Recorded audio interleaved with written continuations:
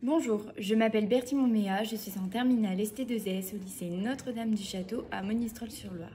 J'ai choisi pour mon grand oral la problématique suivante. En quoi la médiation animale favorise-t-elle considérablement la vie quotidienne des individus? J'ai choisi cette problématique car cette technique de soin est encore trop peu connue et que je la trouve intéressante. J'ai choisi de cibler mon sujet sur la pratique de la médiation animale auprès des personnes incarcérées, car en effet, ces dernières souffrent énormément de l'isolement social. Qu'est-ce que la médiation animale? C'est une méthode d'intervention basée sur des liens entre les humains et les animaux à des fins préventives, éducatives et thérapeutiques. La qualité de l'apport de l'animal dans un programme de prise en charge repose sur la pertinence des objectifs et des moyens permettant d'organiser, de mettre en œuvre et d'évaluer l'action entreprise. En classe de première, nous avons dû réaliser un rapport d'enquête.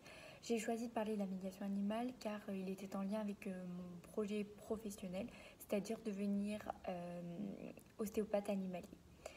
Après avoir défini mon sujet, je me suis posé de nombreuses questions et émise différentes hypothèses telles que je pense que cette pratique réduit la durée des soins ou encore je pense qu'elle n'est pas adaptée à toutes les personnes ou à toutes les pathologies.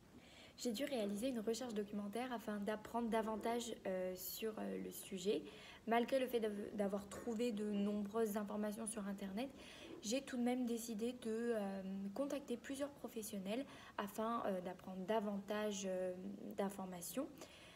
J'ai contacté donc Cécile Cardon, coach et médiatrice en médiation animale ou encore un bénévole de l'association Animenvie. J'ai réalisé des entretiens semi-directifs. Par la suite, les données recueillies, j'ai pu les analyser et j'ai rédigé un guide d'entretien rappelant les avantages de cette méthode, mes questions que j'avais pu me poser durant ma recherche documentaire ainsi que mes hypothèses. À l'issue des entretiens, j'ai pu alors élaborer mes deux sous-questions. La première, comment la médiation animale permet-elle d'améliorer la santé et le bien-être des individus incarcérés? Et la deuxième, en quoi le lien entre l'homme et l'animal lors de la médiation animale favorise l'insertion sociale. Malgré les souffrances que peuvent ressentir les personnes incarcérées, je me suis rendu compte que la médiation animale permet de se responsabiliser et permet une amélioration immédiate du bien-être. J'ai pu approfondir ma réflexion à partir d'un livre rempli de témoignages de Patricia Arnoux, Des animaux pour rester des hommes, faisant un zoom sur le lien entre l'homme et l'animal et donnant une autre image de la prison ainsi que de ses détenus. Cette vidéo se termine là, je vous remercie de m'avoir écouté.